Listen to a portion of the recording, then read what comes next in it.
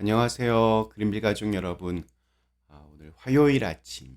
네, 오늘도 이렇게 매일 한 말씀으로 또 오늘 하루를 시작하는 모든 분들에게 때로 우리가 걷게 되는 좁고 또 외로운 길을 믿음으로 걸어갈 때 나와 함께 그 길을 걸어가시는 주님으로 인하여 외롭지 않는 그러한 날이 되시기를 간절히 기원합니다.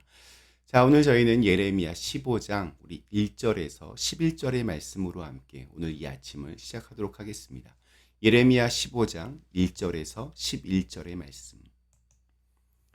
여호와께서 내게 이르시되 모세와 사무엘이 내 앞에 섰다 할지라도 내 마음은 이 백성을 향할 수 없나니 그들을 내 앞에서 쫓아내보내라. 그들이 만일 네게 말하기를 우리가 어디로 나아가리요 하거든 너는 그들에게 이르기를 여호와께서 이와 같이 말씀하시니라. 죽을 자는 죽음으로 나아가고 칼을 받을 자는 칼로 나아가고 기근을 당할 자는 기근으로 나아가고 포로될 자는 포로됨으로 나갈지니라 하셨다 하라.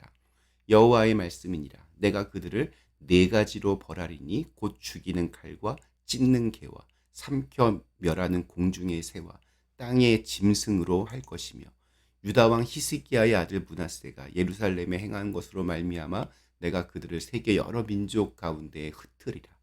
예루살렘아 너를 불쌍히 여길 자 누구며 너를 위해 울 자 누구며 돌이켜 내 평안을 물을 자 누구냐. 여호와께서 이르시되 네가 나를 버렸고 내게서 물러갔으므로 내게로 내 손을 펴서 너를 멸하였노니 이는 내가 뜻을 돌이키기에 지쳤음이로다. 내가 그들을 그 땅의 여러 성문에서 키로 까불러 그 자식을 끊어서 내 백성을 멸하였나니 이는 그들이 자기들의 길에서 돌이키지 아니하였습니다. 그들의 과부가 내 앞에 바다 모래보다 더 많아졌느니라. 내가 대낮에 파멸시킬 자를 그들에게로 데려다가 그들과 청년들의 어미를 쳐서 놀람과 두려움을 그들에게 갑자기 닥치게 하였으며 일곱을 낳은 여인에게는 쇠약하여 기절하게 하며 아직도 대낮에 그의 해가 떨어져서 그에게 수치와 근심을 당하게 하였느니라. 그 남은 자는 그들의 대적의 칼에 붙으리라. 여호와의 말씀이니라. 내가 재앙이로다. 나의 어머니여, 어머니께서 나를 온 세계에 다투는 자와 싸우는 자를 만날 자로 낳으셨도다. 내가 꾸어주지도 아니하였고 사람이 내게 꾸이지도 아니하였건만은 다 나를 저주하는도다. 여호와께서 이르시되 내가 진실로 너를 강하게 할 것이요 너에게 복을 받게 할 것이며 내가 진실로 내 원수로 재앙과 환난의 때에 네게 간구하게 하리라. 아멘. 네, 우리 오늘 말씀 읽으면서 예레미야가 느끼는 외로움에 대해서 생각해 보았습니다. 아무리 진심을 담아 하나님의 말씀을 전해도 이스라엘 민족은 예레미야의 진심 따위에는 전혀 관심이 없었습니다. 그들에게는 들을 귀가 없었고 마음의 문은 굳게 닫혀 있었기 때문입니다. 무슨 말씀을 전해도 자기들 멋대로 그 뜻을 왜곡하고 예레미야를 공격했습니다. 10절에서 예레미야가 하나님에게 이렇게 호소를 합니다. 내게 재앙이로다. 나의 어머니여. 어머니께서 나를 온 세계에 다투는 자와 싸우는 자를 만날 자로 낳으셨도다. 내가 꾸어주지도 아니하였고 사람이 내게 꾸이지도 아니하였건만은 다 나를 저주하는도다. 예레미야의 이 처절한 절규를 보면서 노아가 오버랩되었습니다. 노아 시대의 홍수 사건을 인간의 어떤 눈으로 보자면 하나님 정말 너무 냉혹하시다. 참 무자비하시다. 이렇게 생각할 수 있습니다.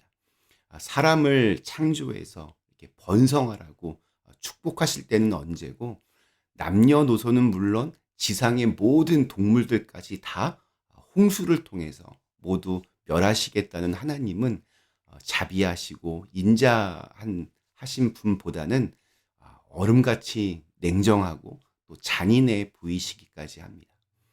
그러나 말씀을 곱씹어 묵상해 보면 하나님께서 이 땅을 물로 쓸어 없애 버려야겠다 결심하실 때까지 얼마나 오래 참고 기다리셨을까요?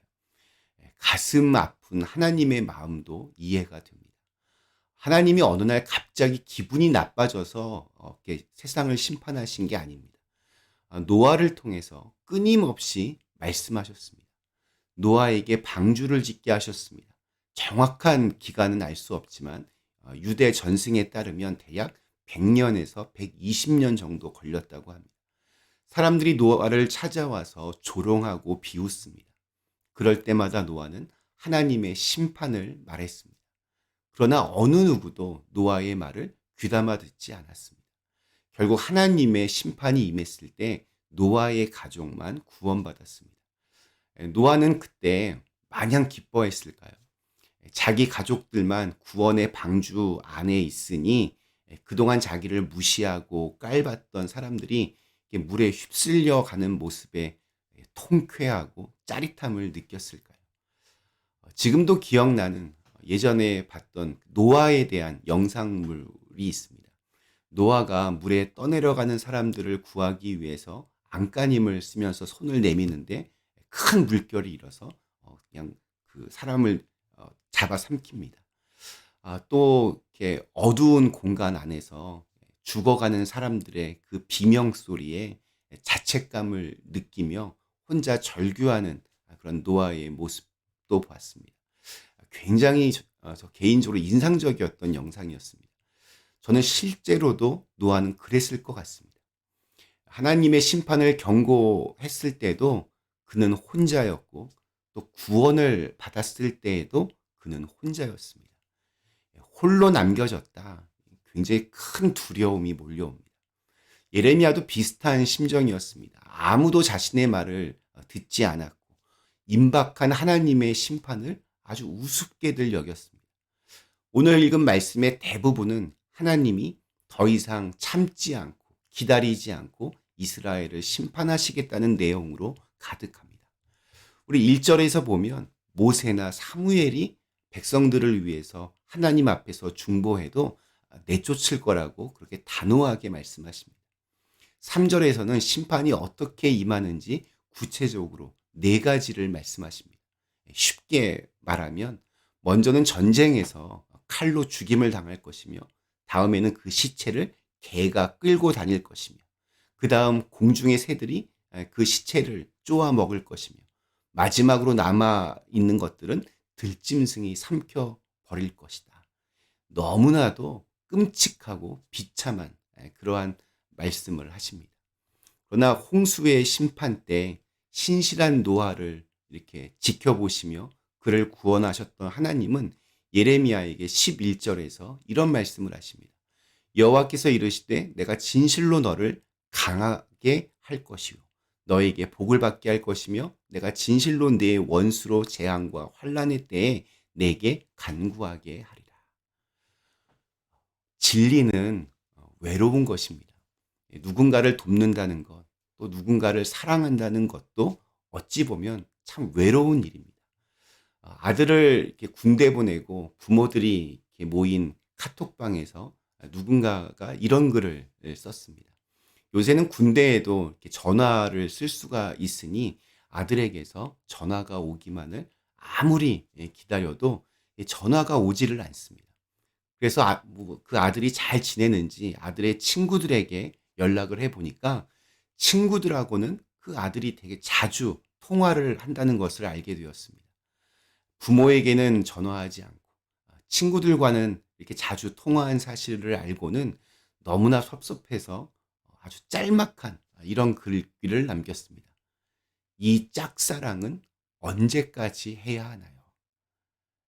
이러한 짝사랑 사실 참 우리들도 우리 자녀들에게 또 어느 누군가에게 참 많이 하기도 하고 또 당하기도 합니다. 진리는 외롭습니다. 때로는 어디서도 환영받지 못합니다. 십자가가 그랬습니다. 인류를 구원하는 죽음이었지만 그 죽음은 인류에게서 버림받은 죽음이었습니다. 주님의 길이 그랬듯이 우리 그리스도인의 길도 그렇습니다. 주님이 주신 사랑이 꼭 세상에서 이렇게 환영받는 것이 아닙니다. 주님께서 명하신 사명을 세상이 은혜롭게 받아들이지도 않습니다.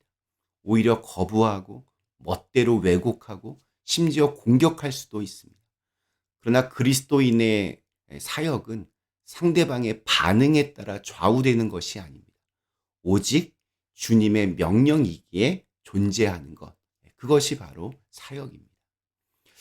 오늘 우리에게 주신 하루, 진리의 길을 걸어가느라 때로는 외롭고 힘드실 수도 있겠지만 내가 너를 진실로 강하게 할 것이다 라고 하는 이 하나님의 말씀에 의지하여 다시 기운내어 힘차게 전진하는 날이 되시기를 간절히 기원합니다.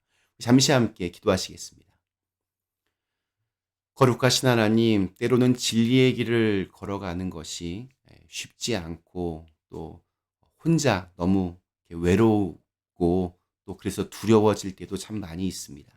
그럴 때마다 나와 함께 하시는 주님을 의지하며 다시 힘차게 일어설 수 있는 저희들 모두가 되게 하여 주시옵소서. 예수님의 이름으로 간절히 기도드리옵나이다. 아멘.